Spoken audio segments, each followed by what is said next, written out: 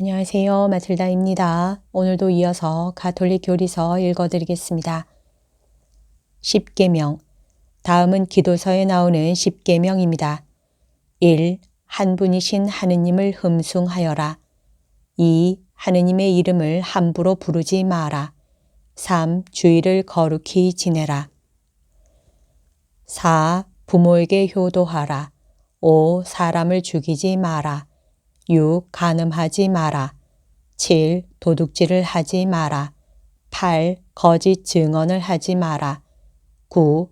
남의 아내를 탐내지 마라. 10. 남의 재물을 탐내지 마라. 스승님, 제가 영원한 생명을 얻으려면 무슨 선한 일을 해야 합니까? 하고 묻는 젊은이에게 예수님께서는 먼저 하느님을 선하신 단 한 분으로 곧 최고 선, 모든 선의 근원으로 인정해야 한다고 대답하셨다. 그리고 내가 생명에 들어가려면 계명들을 지켜라 하시고 이웃에 관한 계명들을 열거하시면서 살인해서는 안 된다, 간음해서는 안 된다, 도둑질해서는 안 된다, 거짓 증언을 해서는 안 된다, 아버지와 어머니를 공경하여라 하셨다. 그리고 예수님께서는 이 계명들을 결론적으로 다음과 같이 명확하게 요약하셨다. 내 이웃을 너 자신처럼 사랑하여라. 예수님께서는 이 첫째 대답에 바로 둘째 대답을 덧붙이신다.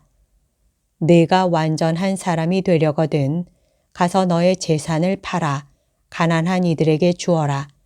그러면 내가 하늘에서 보물을 차지하게 될 것이다. 그리고 와서 나를 따라라.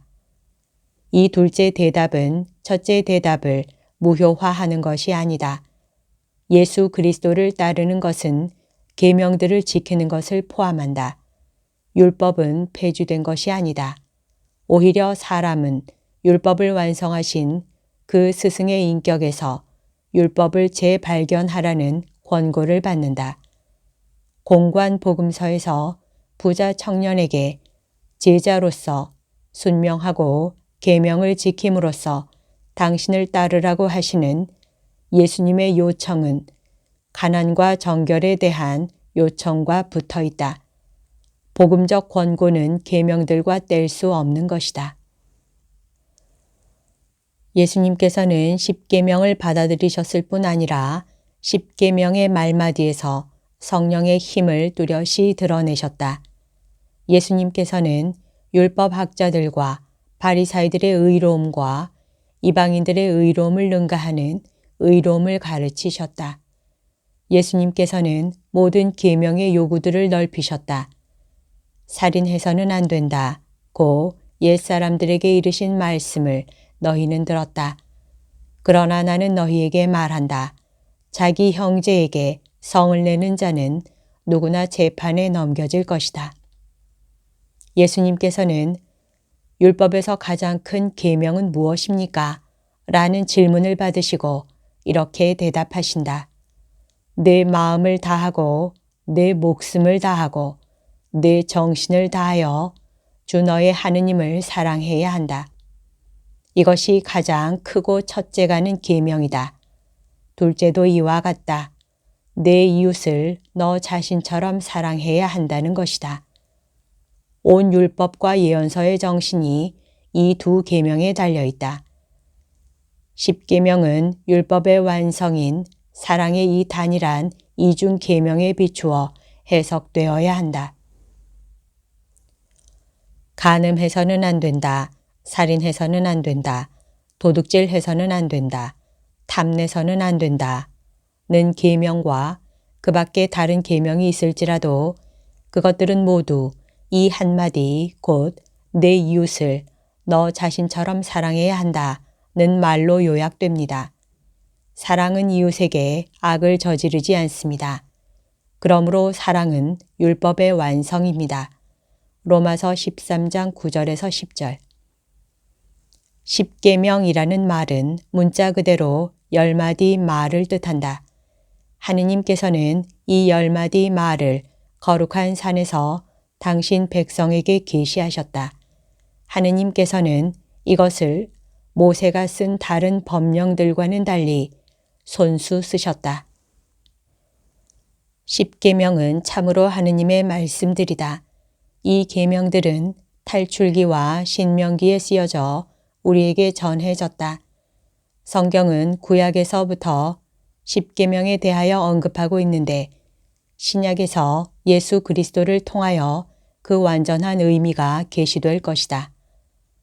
십계명은 먼저 구약에서 중심이 되는 하느님의 위대한 해방 사건인 이집트 탈출 사건에 비추어 이해해야 한다. 금지, 곧 부정적인 계명으로 표현되었건 또는 아버지와 어머니를 공경하여라처럼 긍정적인 계명으로 표현되었건 십계명은 죄의 종살이에서 해방된 삶의 조건들을 가리키고 있다. 십계명은 생명의 길이다. 주 너희 하느님을 사랑하며 그분의 길을 걷고 그분의 계명과 규정과 법규들을 지키면 너희가 살고 번성할 것이다. 신명기 30장 16절. 십계명이 지닌 이 해방하는 힘은 예를 들어 이방인들과 노예들에게도 똑같이 적용되는 안식일의 휴식에 대한 계명에서 드러난다. 너는 이집트 땅에서 종살이를 하였고 주 너의 하느님이 강한 손과 뻗은 팔로 너를 그곳에서 이끌어내었음을 기억하여라. 신명기 5장 15절. 십계명은 하느님의 법을 요약하고 선포한다. 주님께서는 구름이 덮이고 어두운 산 위 불 속에서 큰 소리로 너희 온 회중에게 이 말씀을 하시고 아무것도 보태지 않으셨다. 그리고 두 돌판에 이 말씀을 쓰시어 나에게 주셨다. 신명기 5장 22절. 그렇기 때문에 이 두 돌판을 증언판이라고 부른다. 과연 그 돌판에는 하느님과 당신 백성이 서로 맺은 계약의 조목들이 들어 있었다. 그리고 이 증언판은 궤 속에 넣어 두어야 했다. 십계명은 하느님께서 직접 나타나시어 선포하신 것이다. 이 십계명은 당신 자신과 당신 영광에 대한 하느님의 계시이다. 십계명이라는 선물은 바로 하느님 자신과 당신의 거룩한 뜻을 주신 것이다. 하느님께서는 당신의 뜻을 알게 하심으로써 백성에게 당신 자신을 계시하신다. 하느님께서 주신 십계명과 율법은 당신 백성과 맺으신 계약의 일부를 이룬다. 탈출기에 따르면 백성이 이 십계명의 계시를 받은 것은 하느님께서 계약을 제안하시고 체결하시는 그 중간에 이루어진다. 백성이 하느님께서 말씀하신 것을 모두 실행하고 거기에 따르기로 약속한 후 비로소 계약이 체결된 것이다. 주 우리 하느님께서는 호렙에서 우리와 계약을 맺으셨다. 신명기 5장 2절. 계명은 계약 안에서 그 완전한 의미를 얻게 된다. 성경에 따르면 인간의 윤리적 행동은 계약 안에서 그리고 계약을 통해서 그 본래의 모든 의미를 갖게 된다. 십계명의 첫 마디는 당신 백성에 대한 하느님의 주도적인 사랑을 상기시켜 준다. 죄에 대한 벌로 인간은 자유의 낙원에서 이 세상의 종살이로 옮겨왔다. 이러한 이유로 십계명의 첫 마디, 곧 하느님의 10마디 말씀의 첫 조목은 자유에 관한 것이다. 나는 너를 이집트 땅 종살이하던 집에서 이끌어낸 주 너의 하느님이다. 탈출기 20장 2절, 신명기 5장 6절. 계명들은 엄밀한 의미에서 2차적인 것이다. 계명은 계약의 성립으로 하느님께 속한 인간 조건을 말해주고 있다. 윤리적인 삶은 주도적인 하느님의 충만한 사랑에 대한 응답이다. 그것은 하느님을 알아뵙고 그분께 바치는 충성이며 감사의 예배 행위이고 하느님께서 역사를 통해 추진하시는 계획에 협력하는 것이다.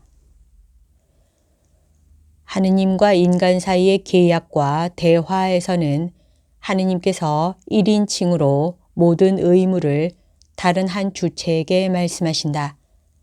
하느님의 모든 계명에서는 단수 2인칭 대명사로 상대방을 가리킨다.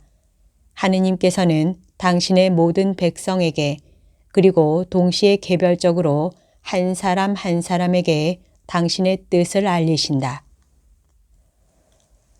주님께서는 하느님에 대한 사랑을 명령하시고 이웃에 대한 정의를 가르치시어 인간이 의롭지 못하여 하느님과 어울리지 않는 일이 없도록 하셨습니다. 이와 같이 십계명으로서 하느님께서는 인간이 당신과 벗이 되고 이웃과는 화목하게 살도록 하셨습니다. 십계명의 말씀은 우리 그리스도인들에게도 그대로 살아 있습니다. 주님께서 강생하셨다는 사실로 이 계명들이 폐지되기는커녕 그것들이 의미하는 바가 더욱 충만하게 드러났고 또한 깊어졌습니다. 교회 전통 안에서 본 십계명. 교회의 성전은 성경에 충실한 가운데 예수님의 모범을 따라 십계명의 근본적인 중요성과 의미를 인정해 왔다. 아우구스티노 성인 이래로 십계명은 예비 신자들과 신자들의 교리 교육에서 매우 중요한 자리를 차지하게 된다. 15세기에는 십계명을 운율을 띤 그러면서 기억하기 쉽고 적극적인 형태의 문구로 표현하는 관습이 생겨났다. 이러한 문구는 오늘날에도 사용되고 있다. 교회의 교리서들은 그리스도교의 윤리를 종종 십계명의 순서에 따라 설명해 왔다. 십계명의 분류와 번호 매김은 역사의 흐름에 따라 변해왔다. 이 교리서는 아우구스티노 성인이 정하여 가톨릭 교회의 전통이 된 십계명의 분류를 따른다. 루터 교파들도 이 분류를 따른다. 그리스 교부들의 분류는 조금 다른데 오늘날 동방정교회와 개신교단들에서 사용하고 있다. 십계명은 하느님 사랑과 이웃 사랑의 요구를 표현하고 있다. 처음 세 계명은 하느님 사랑과 관련되고 다른 7계명은 이웃 사랑과 관련되는 것이다. 주님께서 말씀하셨듯이 율법과 예언서 전체를 요약하는 사랑의 2계명처럼 십계명 자체도 2개 돌판에 담겨서 주어졌습니다.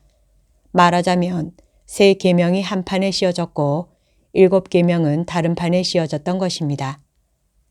트리엔트 공의회는 모든 그리스도인이 십계명을 의무적으로 지켜야 하며 의화된 이들도 이를 지켜야 한다고 가르친다.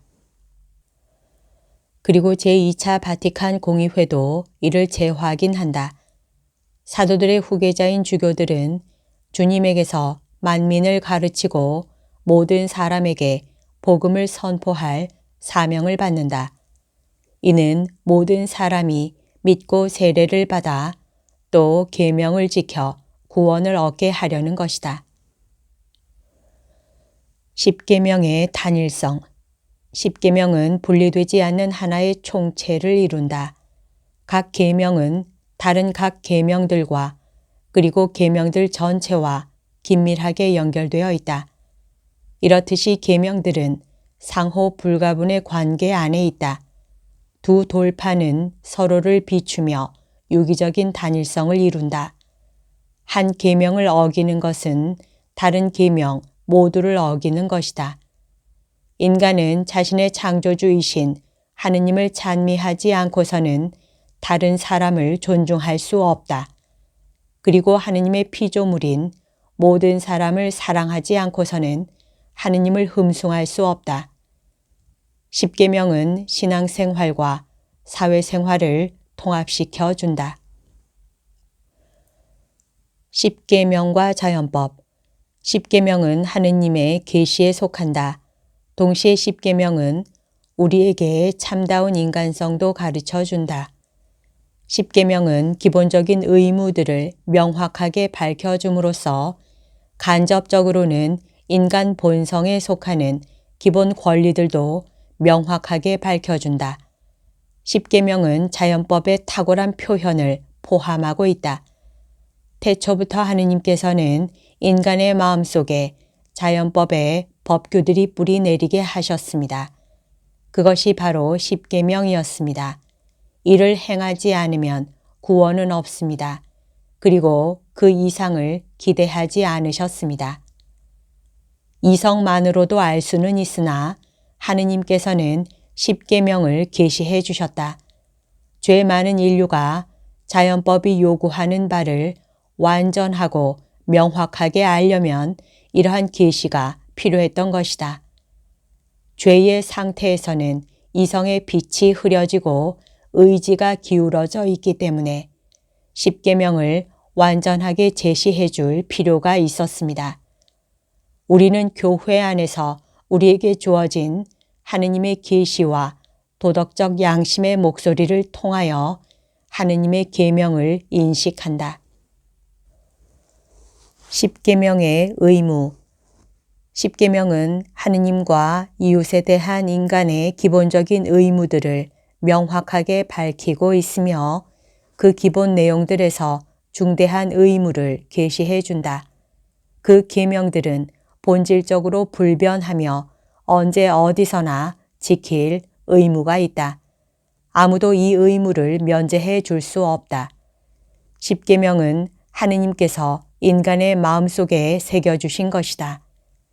계명을 따르는 것은 그 자체가 가벼운 문제에 대해서도 지킬 의무를 부과한다.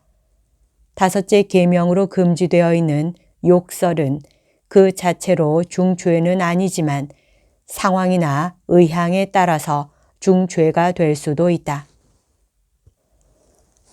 예수님께서는 이렇게 말씀하신다. 나는 포도나무요, 너희는 가지다. 내 안에 머무르고 나도 그 안에 머무르는 사람은 많은 열매를 맺는다. 너희는 나 없이 아무것도 하지 못한다. 요한복음 15장 5절. 여기서 말하는 열매란 그리스도와 결합하여 풍요로워지는 삶의 거룩함이다. 우리가 예수 그리스도를 믿고 그분의 신비에 참여하며 그분의 계명을 지킨다면 구세주께서 몸소 우리 안에서 당신의 아버지와 당신의 형제들, 곧 우리 아버지와 우리 형제들을 사랑하러 오신다. 그리스도 자신이 성령으로 말미암아 우리 행실에 살아있는 내적 규범이 되신다. 이것이 나의 계명이다. 내가 너희를 사랑한 것처럼 너희도 서로 사랑하여라. 요한복음 15장 12절. 지금까지 내용의 간추림입니다.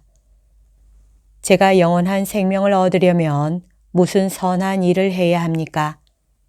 내가 생명에 들어가려면 계명들을 지켜라.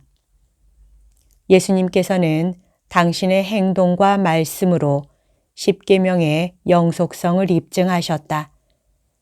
하느님께서 주신 십계명은 당신 백성과 맺으신 계약 안에서 주어진 것이다. 하느님의 계명들은 이 계약 안에서 이 계약을 통해 그 참된 의미를 갖게 된다. 성경의 충실한 가운데 예수님의 모범을 따라 교회의 성전은 십계명의 원초적인 중요성과 의미를 인식해왔다. 십계명은 각 말씀 또는 계명이 전체와 관련을 맺는 유기적 단일성을 이루고 있다. 한 조목이라도 어기면 율법 전체를 어기는 것이다. 십계명은 자연법의 골자를 탁월하게 제시하고 있다. 우리는 하느님의 계시와 인간의 이성을 통해 십계명을 알게 된다. 십계명은 그 기본 내용에서 중대한 의무들을 명확히 밝혀준다. 계명의 준수는 의무의 문제와 관련이 되는데 그것은 그 자체로 중요하지 않은 것들에 대한 의무도 포함한다. 하느님께서 명하시는 것은 당신 친히 은총으로 실천 가능하게 해 주신다. 여기까지가 오늘 들려드릴 내용입니다. 오늘도 하느님의 뜻 안에서 서로 사랑하는 하루 보냅시다. 사랑합니다. 축복합니다.